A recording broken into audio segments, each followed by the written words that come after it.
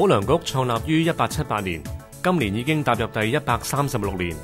秉承保赤安良嘅宗旨，一直持守保良精神，與時並進，配合社會發展，為有需要人士提供適切嘅服務。保良局由初期遏止誘拐婦孺，發展到現在提供多元化嘅社會服務，屬下單位超過260個，包括教育服務單位、社會服務單位、度假營及歷史博物館，為廣大市民提供優質嘅教育、社會服務、康樂及文化服務。保良局嘅行政組織受保良局條例規範及監管，並由董事會負責決策局務。董事會每年改選一次，由主席、5位副主席及14位總理組成。另外，保良局設有顧問局，由民政事務局局長擔任當然主席。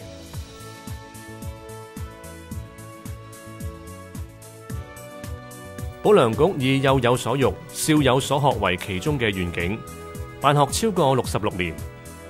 現時屬下教育單位超過120個，包括社區書院、預科書院、獨立優質私校、資助中小學、直資中小學、私立小學、幼稚園、幼稚園暨幼兒園、特殊學校附連宿舍、夜校及教育服務中心。其他相關服務單位包括英語學習中心、圖書館暨教案資源中心、學前教育服務中心、教育研究及測試中心、中央電視台及領袖紀律訓練營。本局除着重學生嘅學術成績外，亦非常關注學生嘅全人發展，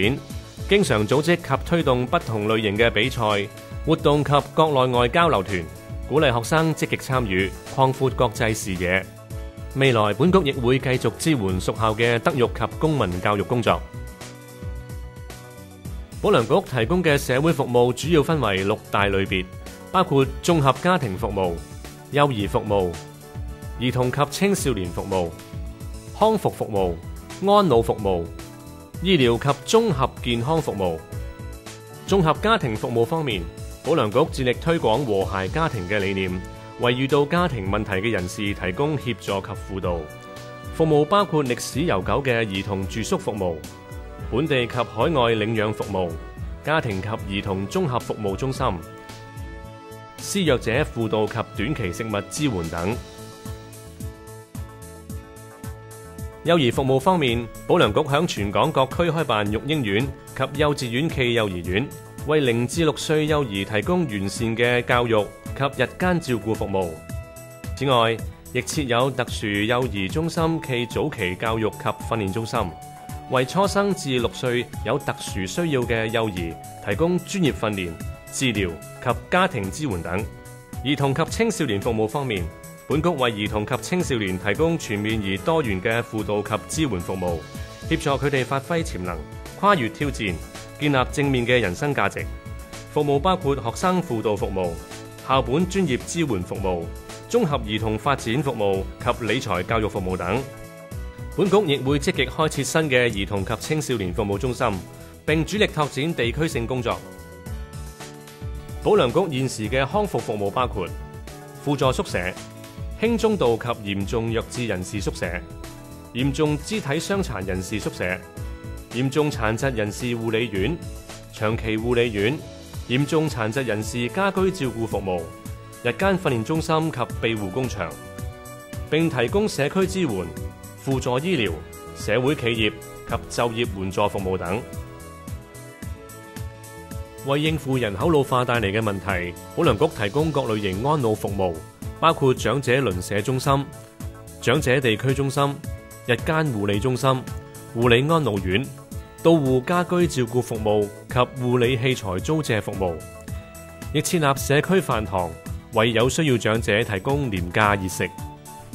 有見人口老化嘅問題嚴重，基層市民對廉價嘅醫療服務需求殷切，本局逐展開修訂保良局條例嘅工作，使服務涵蓋醫療，能惠及市民大眾。修訂條例已於2014年6月生效。現時設立於太子地鐵站附近嘅第一綜合健康中心，為本局自資營辦，提供一般門診、健康講座、健康評估、語言治療及物理治療等服務，並因應社會嘅需要，陸續加入專科服務，如老人科等。保良局亦成立各類型基金，為有需要人士提供不同範疇嘅經濟援助。保良局設有2所度假營，包括位於西貢嘅北潭涌度假營，以及元朗嘅賽馬會大棠度假村。2所度假營分別為市民提供388及460個宿位，以及各700個日營名額。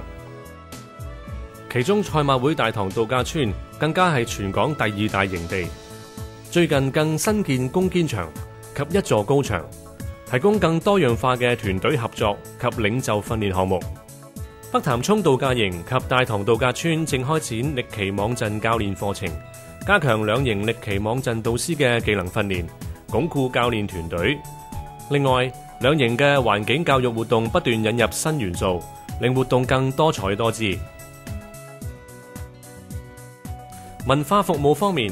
位於保良局銅鑼灣總部嘅歷史博物館，保存及編整本局自1878年創立至今極具歷史價值嘅檔案文物。博物館設有關帝廳及展覽廳，免費開放與市民參觀。展覽廳會定期更換展覽主題，介紹本局嘅歷史及服務發展。博物館並提供導賞及檔案查閱等服務。保良局嘅經費除咗獲得政府資助之外，亦有賴董事會每年策劃多項大型嘅籌募活動，以及社會熱心人士嘅捐助，為各項服務及設施增添資源，令更多有需要人士受惠。本局亦分別設有兒童助養計劃、安老贊助計劃、健將同心關懷弱能人士贊助計劃、點滴創明天關懷特殊兒童捐助計劃、助醫計劃，讓社會各界透過參與計劃，進一步認識保良局嘅工作，並且可以籌募經費，拓展服務。保良局與不同嘅商界企業及團體，以及內地及海內外組織建立緊密嘅夥伴合作及交流關係，並且藉着本局龐大嘅社區網絡，與地區屋邨及屋苑建立良好關係，積極推展各項關懷社區活動同義工服務。保良局致力成為綠色機構，推出多項環保策略同節能措施，喺屬校、社福單位、度假營同總局全面推行，各項環保工程相繼完成，並喺2所度假營推出一系列嘅免費環境教育同導賞活動。